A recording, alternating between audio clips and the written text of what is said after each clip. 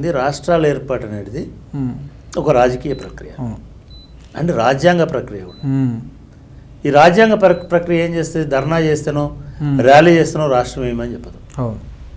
ఇది పార్లమెంటులో బిల్లు పెట్టడం వల్ల, చట్టం చేయడం వల్ల ఆర్టికల్ 3 ద్వారా రాష్ట్రం ఏర్పడుతుందని చెప్తారు. మరి మనం పార్లమెంటుకు పోకుండా మనం పార్లమెంటును ప్రభావితం చేయడం సాధ్యమవుతుందా? కాదు. సో ఇవన్నిటి నేపథ్యంలో ఎవరో ఏదో ఒక రాజకీయ పార్టీ కావాలి అనేటువంటి ఆశ మొదటిసారి ఈ అంశాన్ని లేవనెత్తిన రావడ సత్యనారాయణ గారి లాంటి మేధావి నుంచి జయశంకర్ లాంటి మేధావి వరకు ప్రతి ఒక్కరికి ఉండింది. జయశంకర్ గారికి జీవితాంతం ఉండింది. కాబట్టి జయశంకర్ గారు అంతకుముందు తెలంగాణ డెవలప్మెంట్ బోర్డు తోటి పనిచేసినాడు, చుక్కారావు గారితో పనిచేసినాడు, చెన్నారెడ్డి గారితో పనిచేసినాడు. ఉద్యోగాలు లేనప్పుడల్లా కాంగ్రెస్ నాయకులు మేము తెలంగాణ తెస్తాము, తెలంగాణ పార్టీ పెడతామంటే వాళ్ళతో పనిచేసినాడు. చివరికి చిన్నారెడ్డితో పనిచేసినాడు. ఇవన్నీ చేసి చివరికి రాజశేఖర్ రెడ్డి కూడా చంద్రబాబు నాయుడు హయాంలో 21 మంది ఎమ్మెల్యేలను తీసుకొని నేను సోనియా గాంధీ దగ్గరికి పోయి నేను రిక్వెస్ట్ చేస్తా అంటే కూడా వాళ్ళకు కావాల్సినటువంటి మెమరాండంలు కూడా ఈ మేధావులే రాసిచ్చినారు.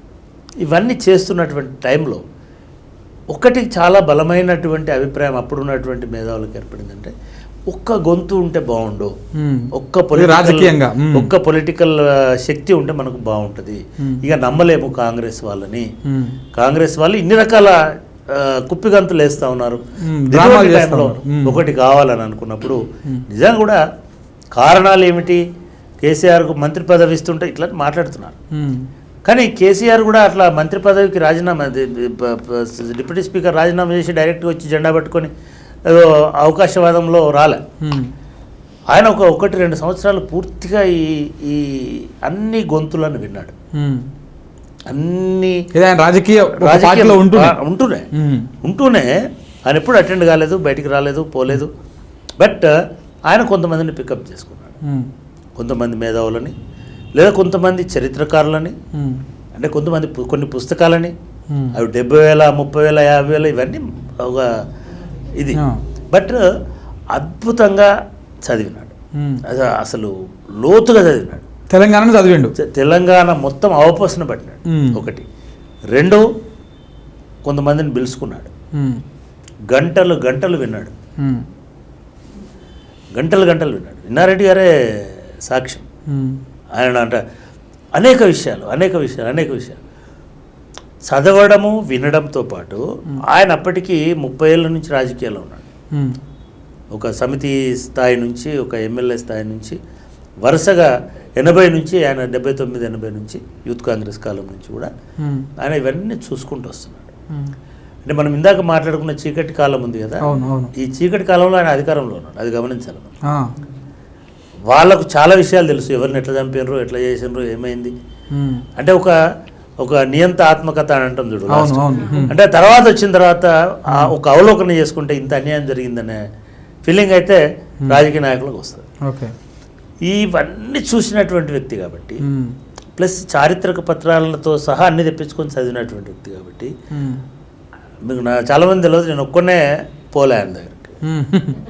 ఈ రాష్ట్రంలో ఉన్న ప్రతి ఒక్కడు ఆయన కలిసినటువంటి వాళ్ళు, ప్రతి మేధావి, ప్రతి వ్యక్తి, ప్రతి మనిషి, ప్రతి ఉద్యమకారుడు ఆయనతో గంటలు గడిపినటువంటి.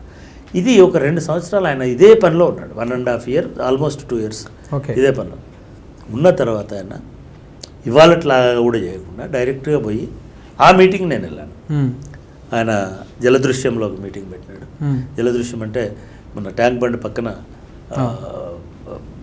బాపూజీ గారి ఇల్లు. అక్కడ మీటింగ్లో ఆయన రాజీనామా లేఖ ఇచ్చేసినాడు.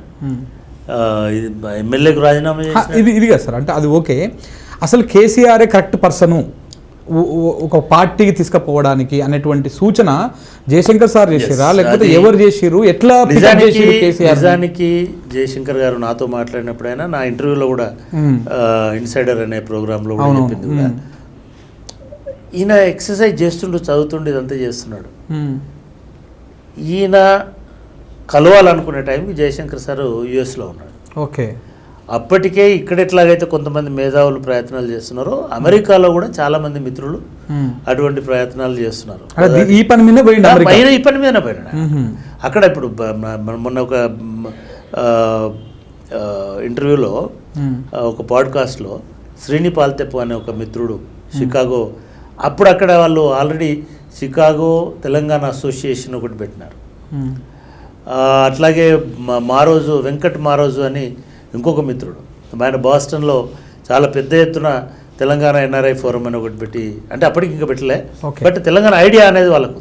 సుధీర్ కోదాటి అని ఆడ బతుకమ్మ పండుగలే స్టార్ట్ చేసినాడు.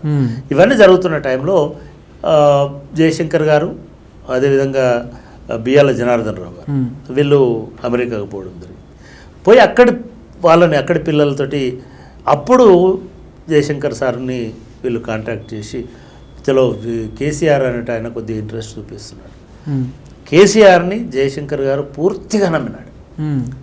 పూర్తిగా నమ్మడానికి ఒక 3 కారణాలు అని చెప్తాడు. ఒకటి, సాంప్రదాయ పార్టీ నుంచి వచ్చినటువంటి వాడు కాదు. అంటే కాంగ్రెస్ ఇంతకాలం ఎవరైతే కేంద్ర ప్రభుత్వంలో అధికారంలో ఉండి ఈ అడ్డుకునే పార్టీ నుంచి వస్తే ఏదో ఒక రూపంలో వాళ్ళు లొంగిపోతారు.